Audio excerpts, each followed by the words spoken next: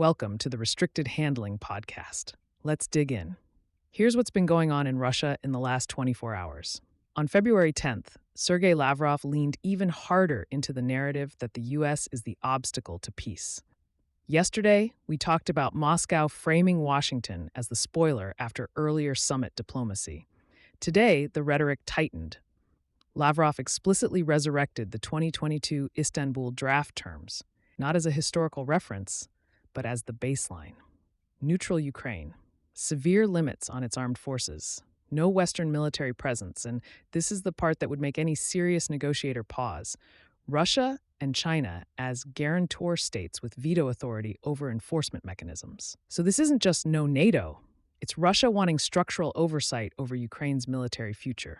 Again, the tone from Moscow now feels less like we're negotiating and more like these are the conditions. A senior Duma lawmaker effectively said as much. Peace only if Russia's terms are accepted in full. No ambiguity. Across Europe, there's movement too.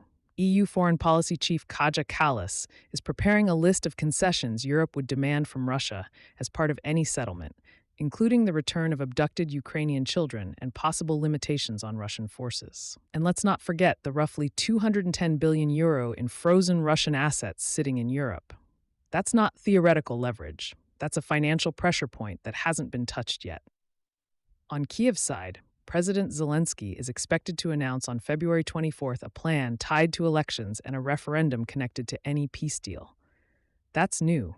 It doesn't mean compromise is imminent, but it signals preparation for a political pathway if one materializes. Now, battlefield realities. Yesterday we talked about pressure around Pokrovsk and Kostyantynivka.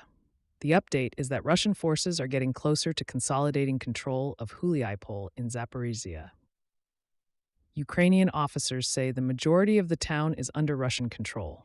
It's not a dramatic breakthrough, more like slow compression. But if Russia secures Huliaipole, Pokrovsk, and Mirnohrad, that creates a cleaner logistical footprint and stronger optics going into negotiations. At the same time, Russia resumed large-scale drone attacks February 9th into February 10th. 125 drones launched overnight, including around 80 Shahed-type systems.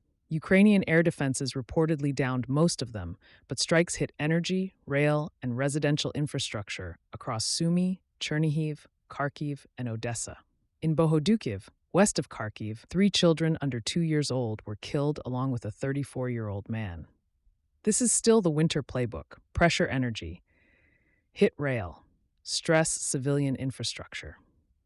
President Zelensky convened Commander-in-Chief Alexander Syrsky and senior leadership to address air defense gaps.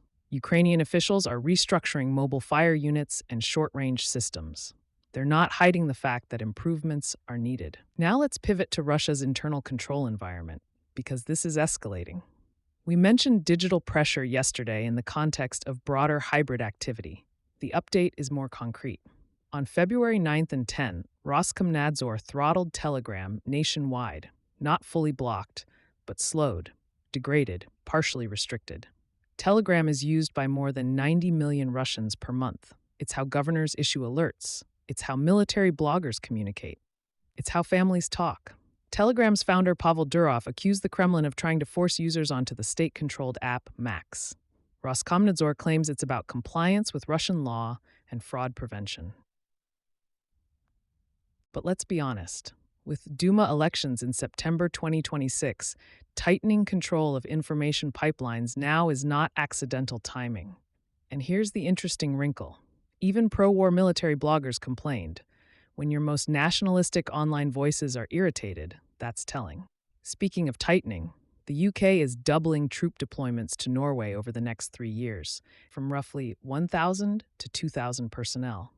This plugs directly into NATO's Arctic Sentry initiative. Defense Secretary John Healey cited reopening of Russian Cold War bases and a roughly 30% rise in Russian submarine activity in UK waters over 2 years. We're watching the High North remilitarize in real time. NATO aircraft already intercepted a Russian Su-30 SM-2 near Baltic airspace in late January. This isn't rhetorical. It's operational tempo. And then there's the maritime front. We talked yesterday about enforcement tightening against Russian oil exports.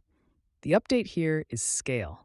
The so-called Shadow Fleet now numbers roughly 4,068 tankers, nearly one-fifth of globally trading tankers. These vessels spoof AIS signals, change identities, conduct ship-to-ship transfers near Southeast Asia, and operate under flags of convenience. In January, the U.S. intercepted the Russian-flagged tanker Marinera in international waters after a multi-week pursuit. France seized another Russia-linked vessel in the Mediterranean. The UK assisted.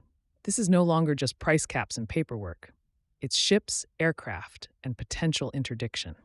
Russia built this shadow fleet like it was auditioning for a Bond villain montage. Now Western navies are watching it closely. On the technology side, we have an important update on Starlink. Yesterday, we discussed Russian complaints about losing access. The update now is more technical.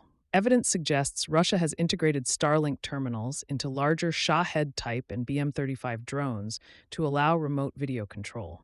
Ukraine coordinated with SpaceX, and Elon Musk confirmed a temporary 75 km/h speed cap on terminals operating in Ukraine, aimed at disrupting fast-moving Russian drones. Kyiv is implementing a verified whitelist registration system so only authorized terminals operate. Russia, meanwhile, is reportedly sourcing terminals via third countries and activating them through non-Russian accounts. Sanctions evasion meets battlefield adaptation. Zooming out to Africa, Kenya's Foreign Minister Musalia Mudavadi announced plans to visit Moscow to address recruitment of Kenyan nationals to fight for Russia. Nairobi estimates around 200 Kenyans have been recruited through unofficial channels. South Africa's President Cyril Ramaphosa spoke with Vladimir Putin about repatriating South Africans fighting for Russia. Ukraine estimates more than 1,400 recruits from 36 African countries. That's not a small trickle, it's a pattern. In the South Caucasus, Azerbaijan continues distancing itself from Moscow and may reconsider participation in the Commonwealth of Independent States. Georgia, meanwhile, faces scrutiny from 24 OSCE member states over restrictive foreign funding laws. Russia's old post-Soviet orbit doesn't look as gravitational as it once did. Inside Russia, security tensions persist. Authorities detained additional suspects tied to the February 6th assassination attempt on GRU Lieutenant General Vladimir Alexeyev in Moscow. That investigation is expanding. Separately, Russia's FSB uncovered bribery at a Kaluga defense enterprise involving more than 30 employees linked to procurement contracts. Corruption inside the defense industrial base, while Moscow pushes for expanded production, is not a great look. Economically, Russia's central bank reported deposit rates at major banks fell to 14.57% in late January, down from peak levels when the key rate hit 21%. Monetary easing continues cautiously. And finally, Germany warned of a state-linked phishing campaign targeting journalists, diplomats, and military officials across Europe. The method? Social engineering through messaging apps like Signal, abusing device linking features instead of deploying malware. It's quieter, but effective. Thanks for listening and being part of the RH community. Please take a moment to leave a 5-star review. If you want to see some changes, email us at info@restrictedhandling.com. We also publish a daily written intel brief on Substack, where you'll find even deeper coverage of Russia and China, along with insights on Iran, the Middle East, and the DPRK.